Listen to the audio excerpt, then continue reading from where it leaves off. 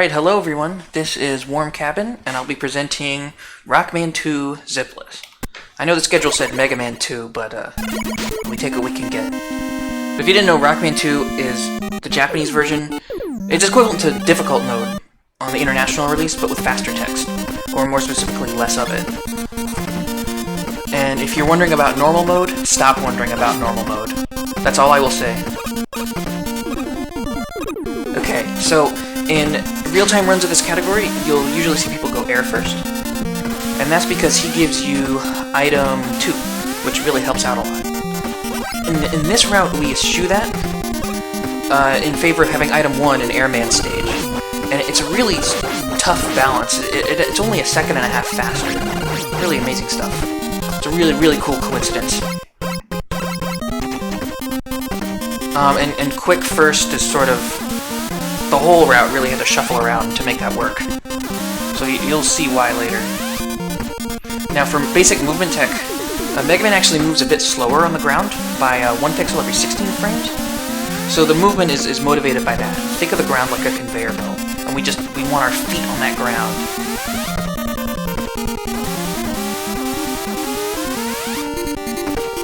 Now here's something that people ask questions about a lot. Look at this. In later Mega Man games, the way that Mega Man is facing determines how he gets knocked back. Let's go to the next one.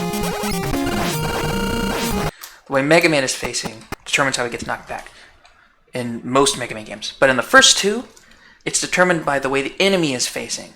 So you see, even though I'm facing this way, you'd expect me to go like this. But, ooh, he pushes me to the right because he's facing right. This is the sole determining factor in knockback direction. Everybody has these big ideas about, like, hitbox overlap and frame rules. That's it. So the way those mech kills work, Mega Man 1 reference, by the way. The way those mech kills work is you want to get them to knock you to the right, so you kill them with good timing.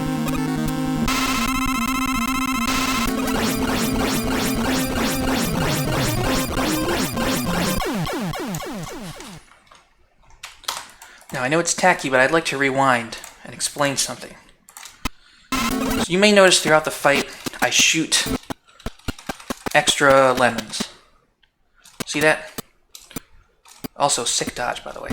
But that extra lemon is very deliberate, because you see, this one being present on screen makes this one collide 1 frame sooner. And now, with this bullet, we have the opposite problem. This guy would make this guy collide 1 frame later, so we have to shoot an extra one to reset it back to a good frame rule there. So you see that those are all very, very deliberate. And I named those after what's called quantum entanglement. Oh, we call them quantum shots after that. I almost call them spooky shots. So definitely direct your attention here. I think just whatever I tell you about this run, what people remember about it is those little light shows that I did. So definitely check those out. I won't fast forward the intermissions, just so you can check them out. Ah yes, Metal Man. In this case, the stage is actually a conveyor belt. The ground is. So here, I know I said I wasn't going to talk about normal mode, but you might think it's faster to use Time Stopper there to dodge the crushers, if you know this game. But Metal Man, or Flash Man's weakness is the Metal Blades, which means, well, in difficult mode, it's actually shakes out, it's faster to just take the hits and then get a better boss fight versus Flash Man. In normal mode, the opposite is true. You want Time Stopper here, because the bosses take fewer hits, which means that it saves less time. But you'll never know that, because no one will ever make a normal mode TAS. This part's fun. I think I let go of right for... There's 1 frame. Yeah, I think 1 frame. I have the input viewer up. I'm not, like, that keen.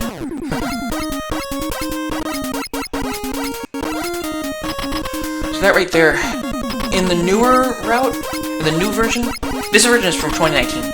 There's improvements that are being made. Obviously, I'm not going to show you a work in progress here. But in the new version, I'm going to switch to Quick Boomerang at the very, very beginning of the stage. which saves 13 frames due to an animation quirk. I'll explain that to you in the next stage here. But I originally didn't switch to quick there because I couldn't figure out how to make it work without slowing down.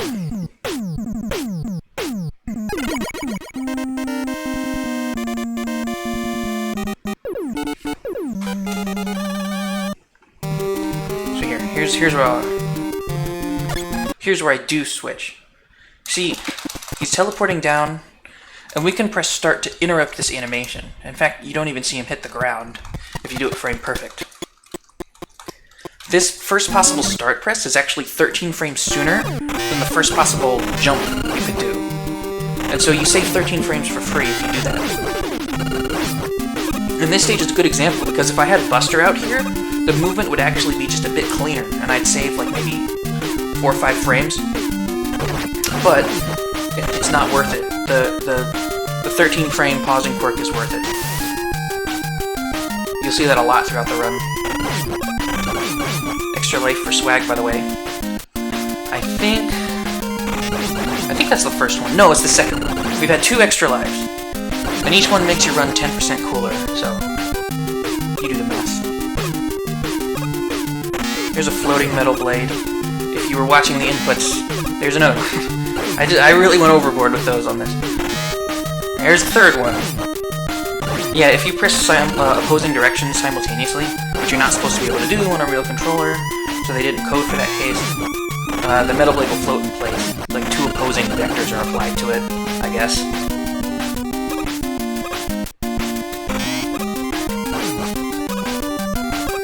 See, the thing is, when you shoot metal blades, there's that throwing animation, right?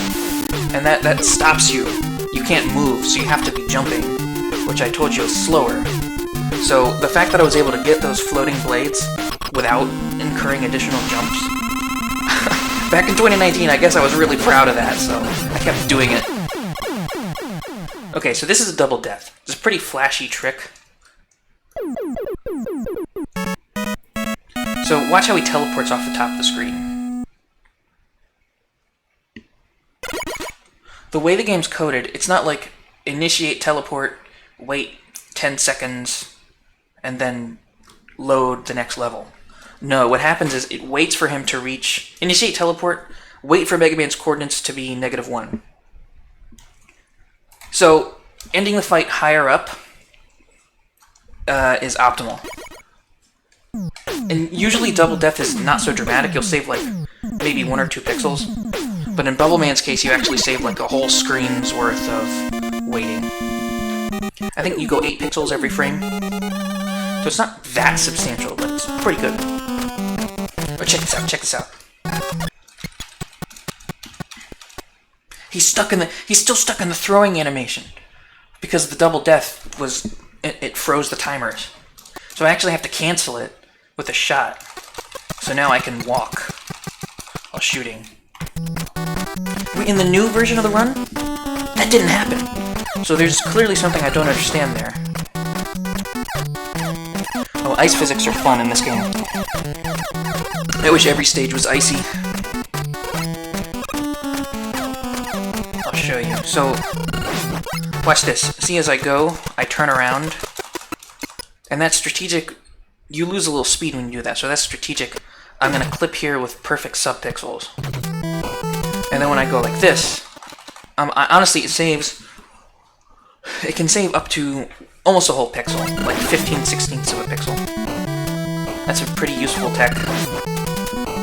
In other stages, it's not so clean to get it perfect, like it is with ice physics.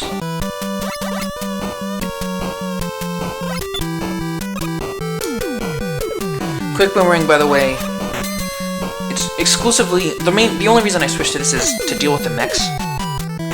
We're gonna get a couple rightwards damage boosts. Ooh, yeah, that's right. You don't even need to get hit with the Quick Boomerang. You can kill him fast enough. But here, I have to take the hit. That's the only reason the Quick Boomerang's out. It's not worth 2 weapon switches. So if we were gonna use Buster on the boss, you wouldn't see Quick Boomerang in the stage, but... It's worth a single extra switch, so here we are. So this is the fight. That fight, compared to the Buster fight, is worth it to take those hits from the Crushers back in metal. Just to clarify. Again, so no double deaths, but you want to make sure to end on the top ledge, for reasons I discussed earlier.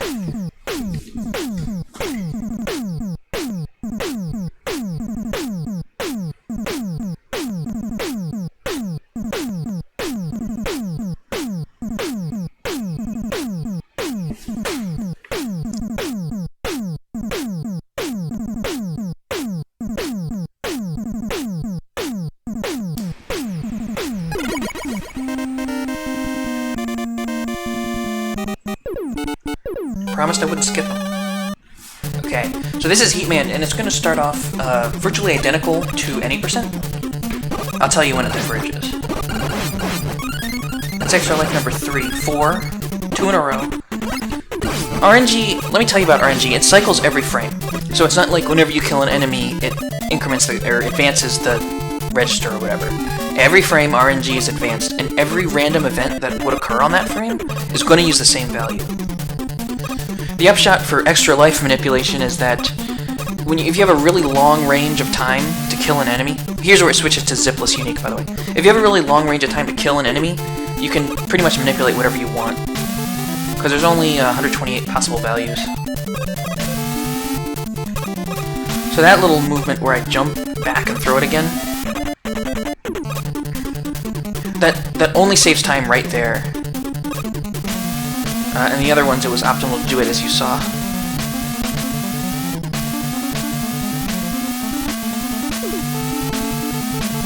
So if I actually slowed down, I think by like half a pixel or something, to sync up the subpixels with existing inputs from any percent, I just couldn't beat them.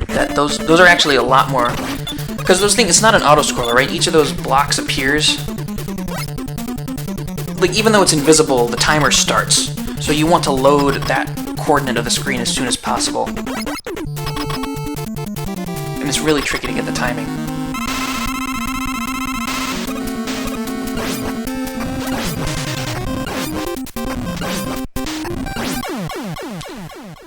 You could probably observe some quantum shots in there. You saw a bubble like tink off. That's why.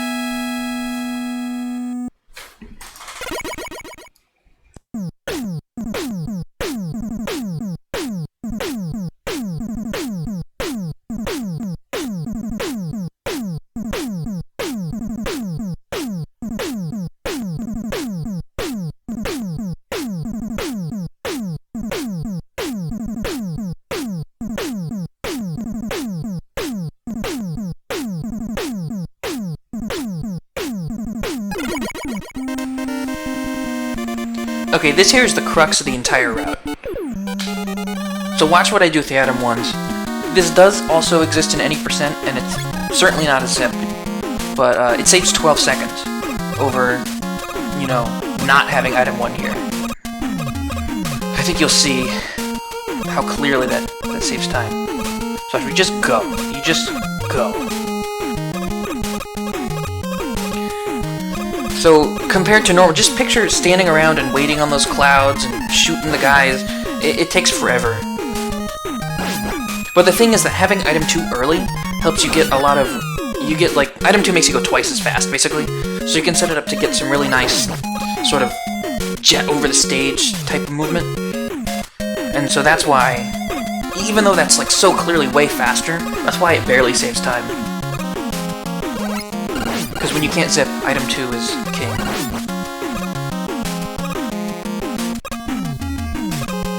Okay, this is exciting. I need to rewind a little bit.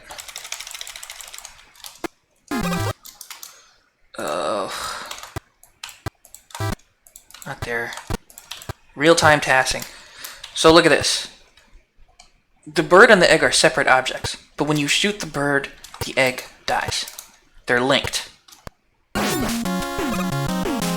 So we're gonna go here, turn around for 1 frame, spawn the bird where we want him. So the bird's dropped its egg, but the behavior is still there. It still says, when I die, despawn the egg. So it's holding, to borrow a term, a null sprite slot. And this guy loads into that null slot. So now, the bird dies, so does its egg. In sarcasm quotes. That's when you don't actually have to shoot it like that. It's actually frame perfect to shoot it like that. You can just let him go off the edge of the screen. But that's that. Like, that's how that works. It saves a lot of time because the big guys with the fans in their chest, they blow air at you and slow you down by a lot. It's pretty cool that it works out like that without having to stop. Airman looks like a more in-shape version of those little guys, doesn't he? So that fight, there's only 2 patterns that are workable for a TAS. The rest of them are just complete garbage. And I actually showed off both of them in that fight.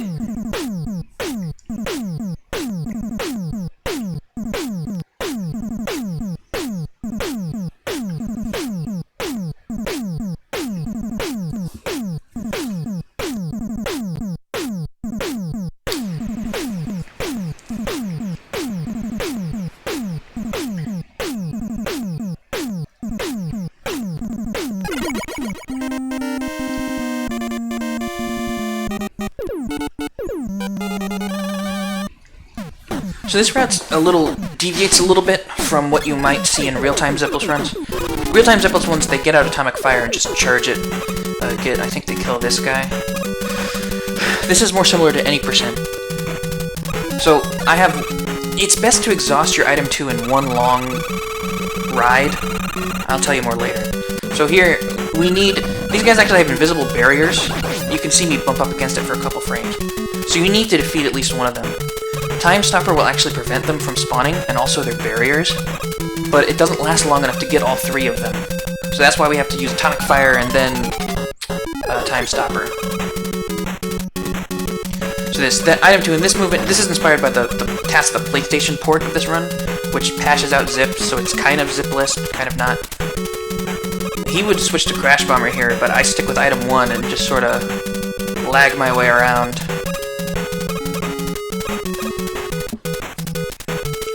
So in real-time runs, what they would do is they would switch to item 2 right around here. Or no, they would use item 2 to go over the monkeys, gorillas. And they would still have it, so they wouldn't be BMing these guys with their tornadoes. And then they would use it to fly over here. And that's not bad, but the problem is that using item 2 in 2 bursts like that makes you have to deal with 2 like acceleration periods. And it accelerates very slowly, so it's best to use all your energy in one go, if you can. That's the motivation behind this alternate movement, sort of.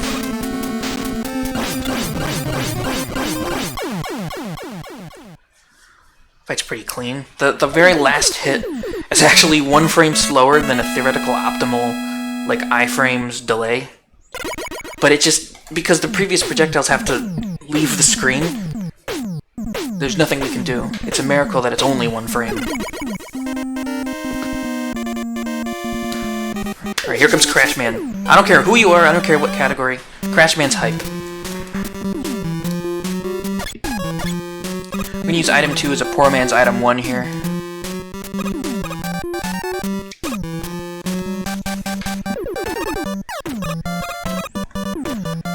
Get a cutesy little ride.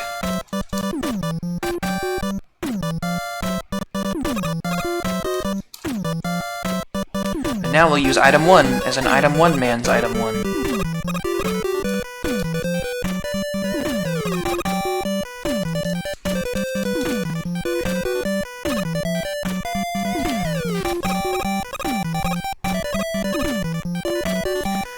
So if you grab the ladders off screen, you get a little extra boost. And if you press down to do it, you get even more of a boost.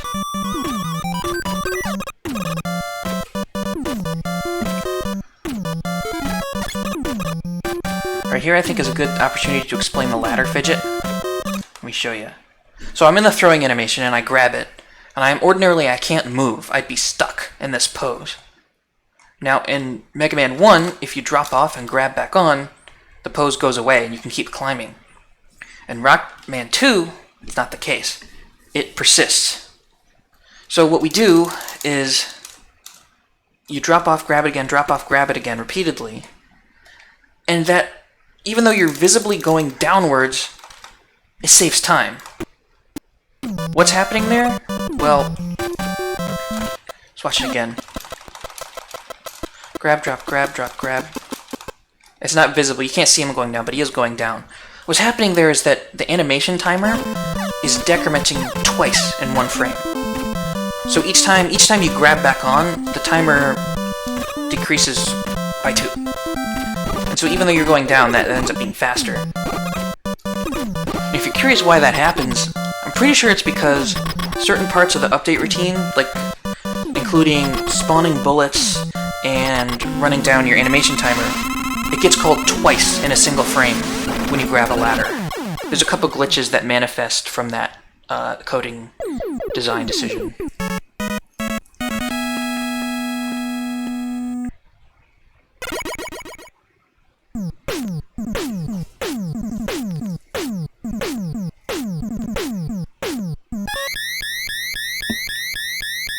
This is the last little musical light show that I did, so I think I'll be fast-forwarding them from this point onward.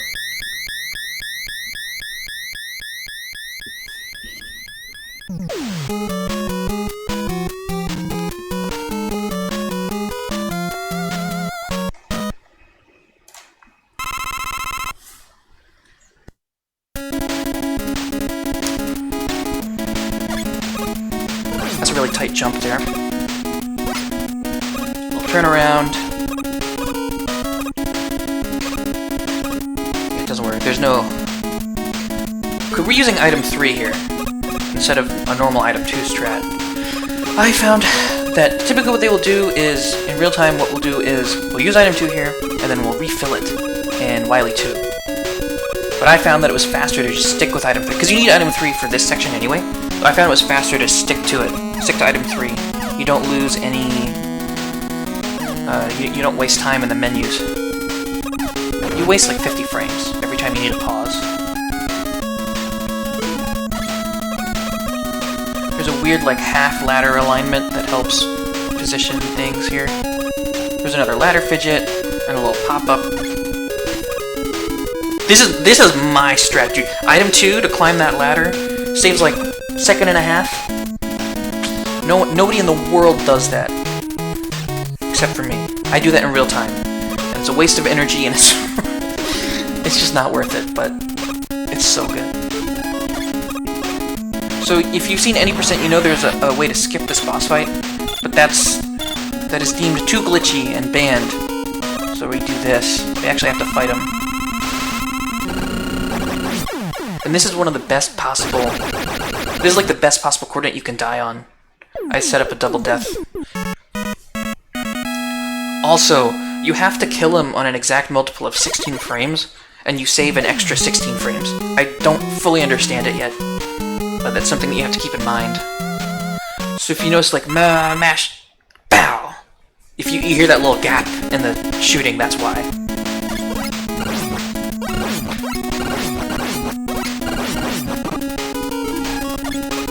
So there's the energy refill that I emphatically avoid.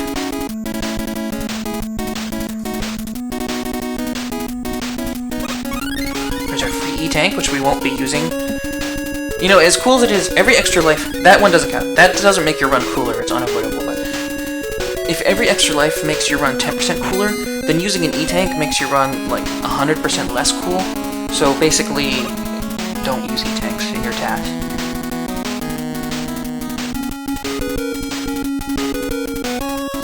The drill really like scratches his helmet there, doesn't it? So that's not as hard as it looks. The chain hitbox does not exist when it's off screen. Neither does my cursor at all. But and there's when you pause, it resets your fall velocity. So a well-timed pause will help you like avoid clipping a ledge. Now this fight operates on a cycle, and the cycle is so slow. Like if you practice this fight for like an hour, you could probably tie the TAS. Well, minus the ending, you'll see. But it's really hard to screw this one up. So just have Mega Man sit in the center and you can hit all of them. Ouch, oh no, it desynced.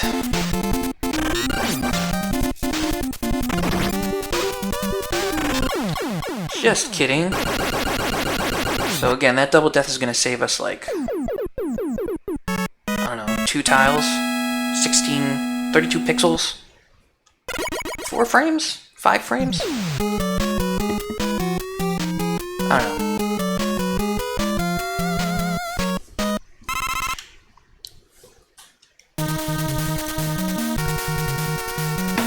Oh yes, this is my favorite strat in the whole world.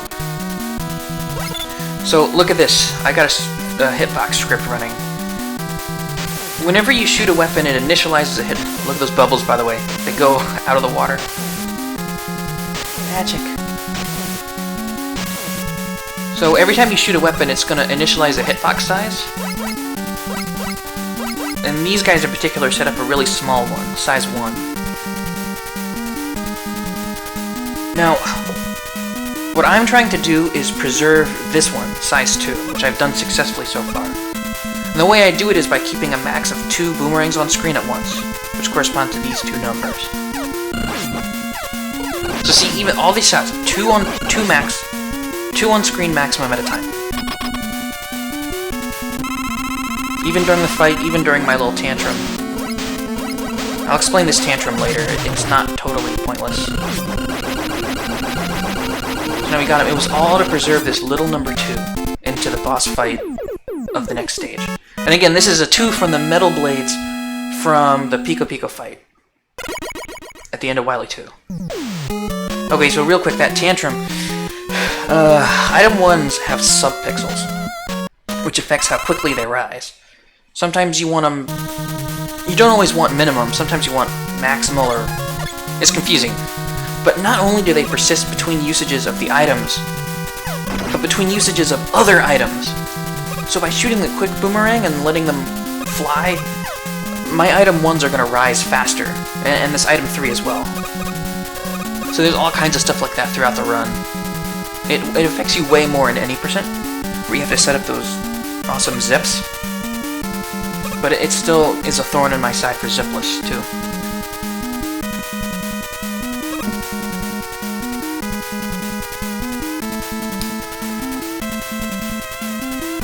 You can see the item, I think item 3 is using the hitbox size as a timer or something. So you can see those rapidly fluctuating hitboxes. We can't use those. So see, look, we got a size 17. You don't even know what we're using them for, but just, you can't use it. So don't get excited.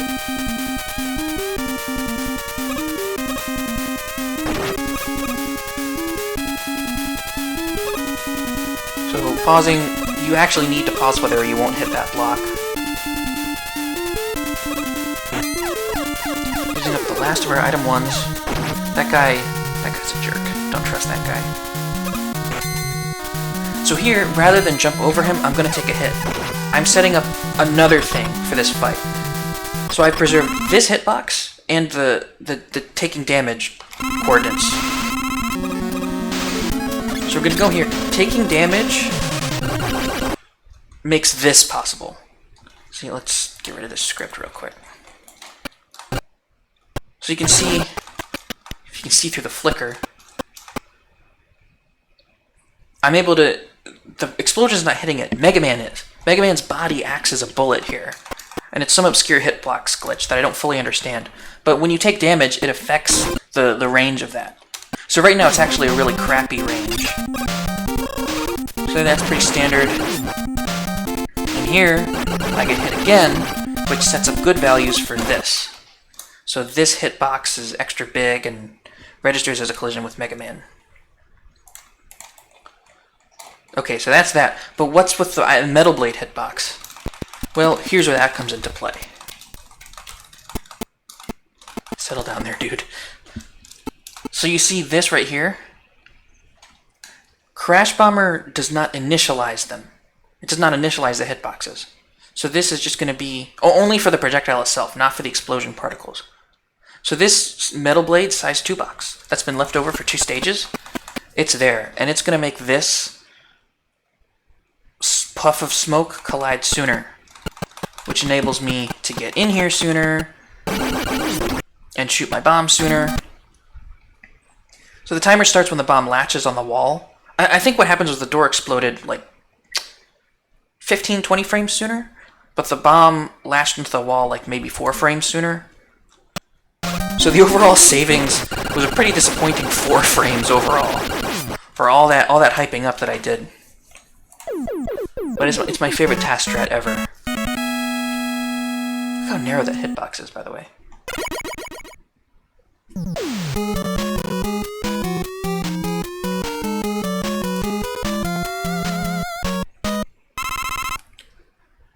Oh no, has my cursor been offset from what's actually on my screen this whole time? Oh, that's unfortunate. Oh boy, that'll be funny.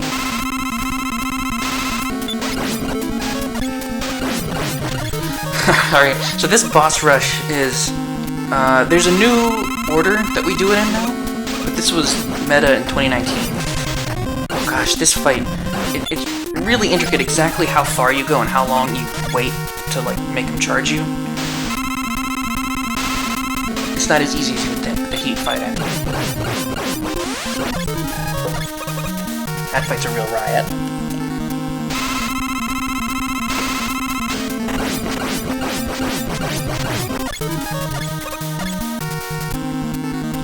So the fights shake out a little different because... Ah, yes, using the crash bombs. We're not using those on the Wily machine, no sir. We use them on Quick Man.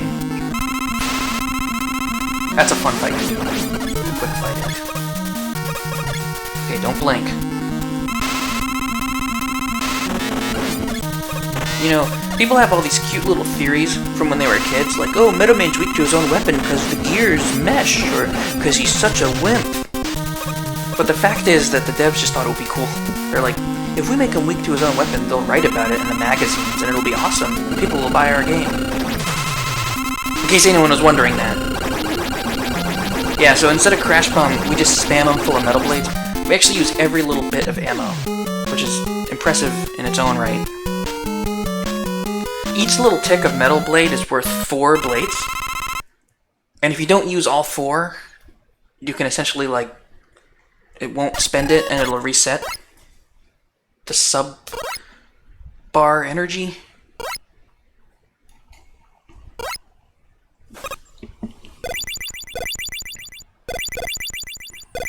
Anyway, by holding right during that fall, you can get ahead of the camera a little bit. You're supposed to be in the center. And it completely trivializes an already somewhat easy segment.